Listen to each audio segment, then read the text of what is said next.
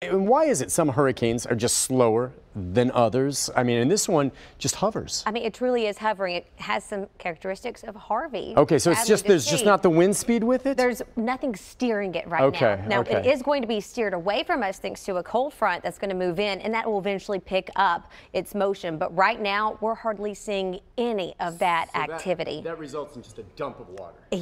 Unfortunately, yes, you're exactly right. Right now, here we are looking at a Category 2 hurricane. Winds sustained, as I mentioned, overnight, going up to 105 miles per hour.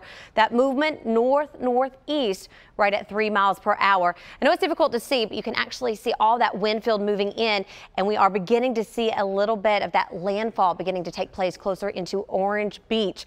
And we'll keep a very close eye on the situation because it's moving so slow, it's going to take a while for that entire eye to get over it. Now, Nick mentioned, why is it going at 3 miles per hour? What's steering this? Well, steering it away from us is actually a cold front, and that's what's going to keep majority of that rain field down south of us.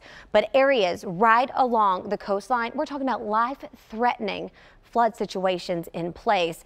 If you have friends, family in the area, be praying for them and continue to stay on top of the situation. Heavy rain anticipated, even going up near Birmingham and then moving its way closer into Atlanta before it will ease off the coast. Now, it's not just Sally we're keeping an eye on.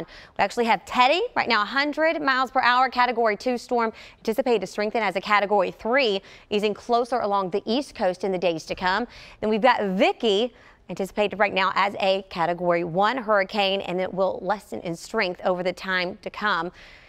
And then you head along the African coast where we do have some waves that we're keeping a very close eye on. Right here at home, we have been truly blessed. Calm conditions in place. 69 degrees this morning, and we're looking at those temperatures just over in Cookeville, a little cooler at 64, 68 in Fayetteville, Lawrenceburg, you're at 68, as well as Somerville. You head your way into Hopkinsville, 64 this morning.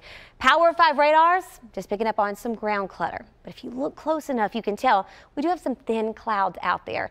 Now, Sally, even though she's pretty far away, look how large of a span she's got, not only rain filled, but also cloud filled. So as we go throughout the day, we will see a few of these waves of clouds trying to move in, and there's a good chance we could see a shower or two, particularly I-40 south. So here's a look at the exact track.